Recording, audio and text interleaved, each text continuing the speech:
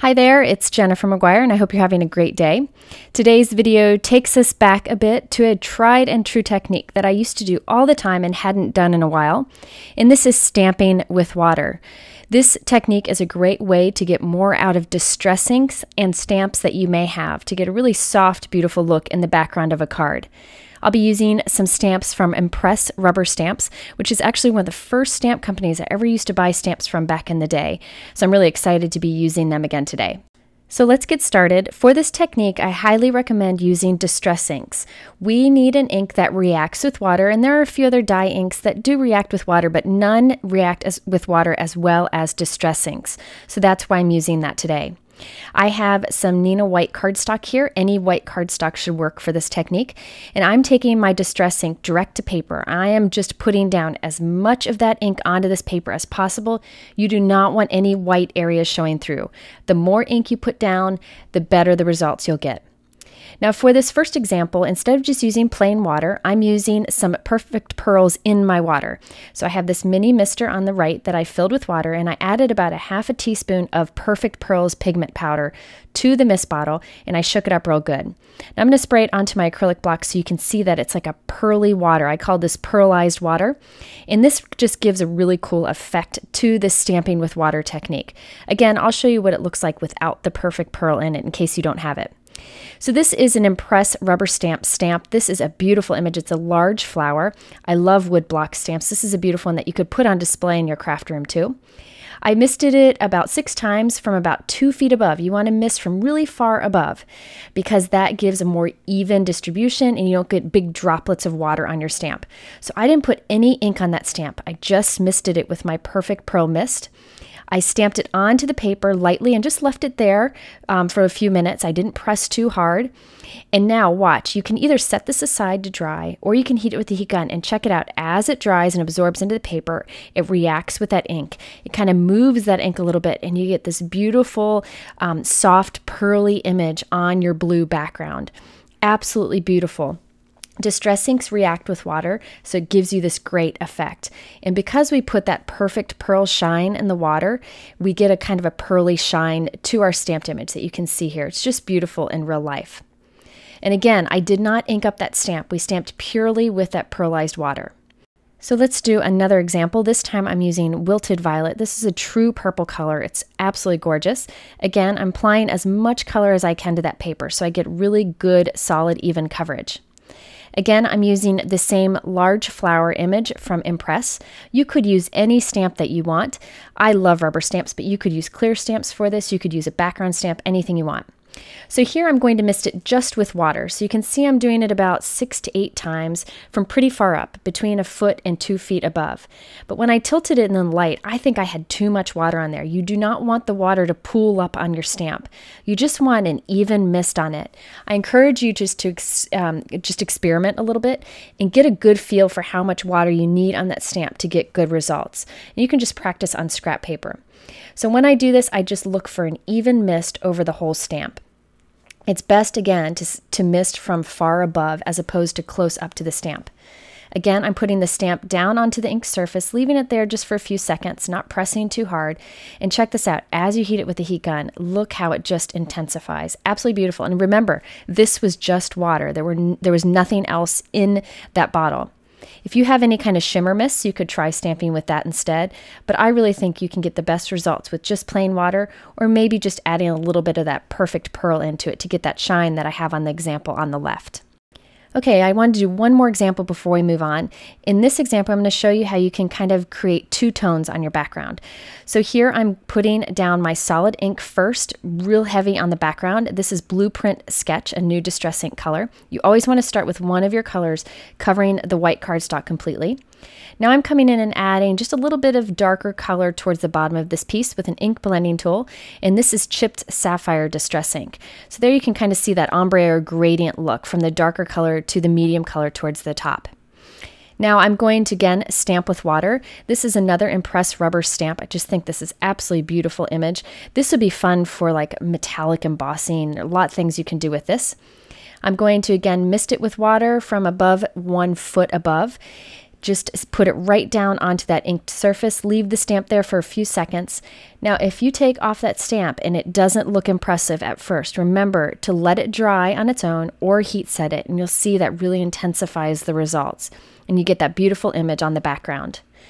I encourage you to try this with background stamps. It's a great background stamp technique. Or if you have a bold image like this one, it works well also. Now that we have our backgrounds ready to go, let's put together the rest of the pieces that we need for these cards. I'm using a stamp and die set. These are sold together. They're from Hero Arts. There's the Hello Die and the Hello stamp set. They have a few different options of these. I think there's thanks, congrats, and there's even some holiday ones now also. Now what I'm going to do is use the small sentiment along with the die cut word. So for these cards, I wanted the sentiment to kind of stand out against the bold color of the background. So I have some silver glitter cardstock. This is from My Favorite Things. It's a great thick glitter cardstock, and it die cuts beautifully. So I'm going to die cut that word hello out 3 times for the 3 different cards. I'm all about making multiple cards at once because the more cards we send out, the more people that are happy. Next, I'm using the We Are Memory Keepers stripe embossing folder to add some embossed stripes to the white cardstock that will be on the bottom of our note cards. This is a pretty simple design card, so I think it's fun to add a little bit of interest and texture with embossing folders to simple cards. So this will go along the bottom of the cards. It's hard to see in the photo. When you run this through your machine, as you would any embossing folder, you end up with this textured stripe on the white cardstock that I think is really fun. Okay, so now let's put these cards together. I have a white top folding 4 1/4 by 5.5 inch note card ready here. And I've trimmed down my colored backgrounds to be 4 1/4 by 4 1/4, so they're square, and I'm gluing them to the top of the cards. Now on the bottom of the cards, I'm adding a piece of that embossing foldered white cardstock that I showed you a minute ago. And I'm just lining up the stripes with the side of my card, and I'll trim anything off that's hanging off the edges. Now, whenever I have note card designs that are very bold in color but very simple in design, I like to add just a small touch of black to it. I really think it makes it stand out and gives it kind of a classy look. And usually I do that with thin black cardstock strips. So I have a thin strip that I've cut here. I'm using some of my anti-static embossing powder tool on it so that I can weight heat emboss on it. So I've taken a sentiment from that Hello stamp and die set I showed you earlier from Hero Arts, stamped that with Versamark ink, and I'm adding white embossing powder to it, and then I'll heat set that.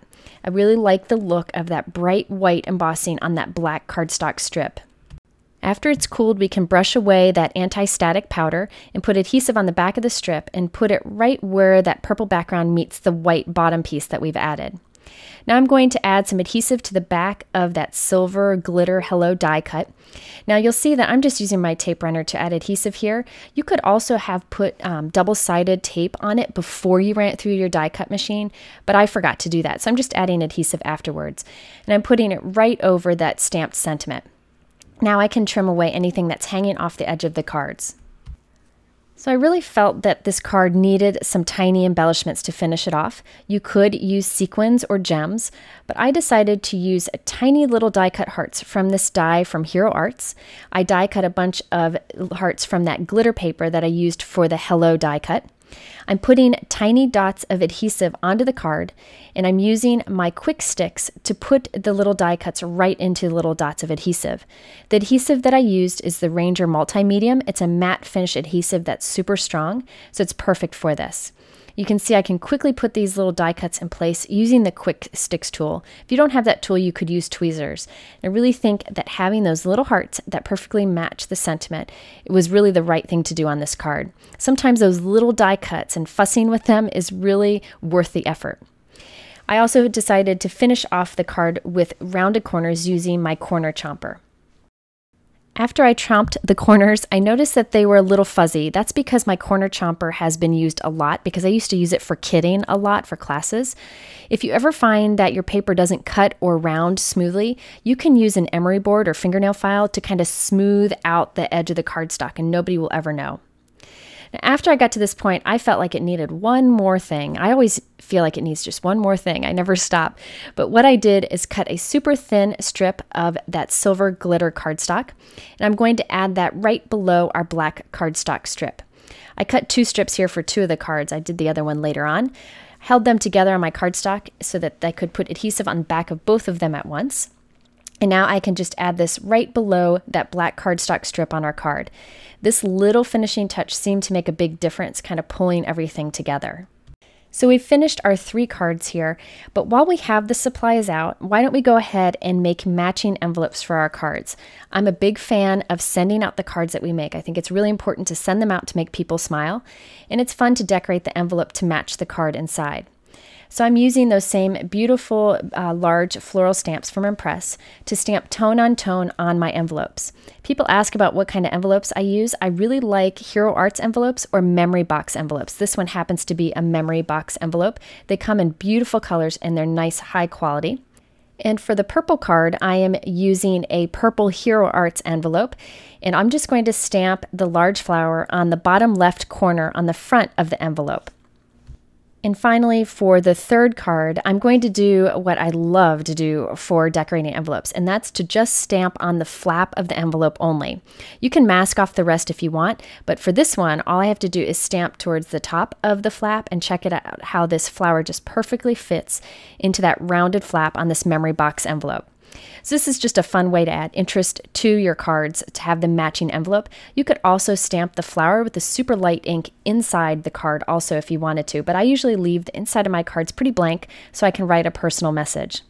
So there you have a fun older technique of stamping with water on distress ink and some other tips along the way. If you're interested in the products, the main ones I link in my YouTube description below, and I link everything else, plus have a giveaway over on my blog at jennifermcguireinc.com.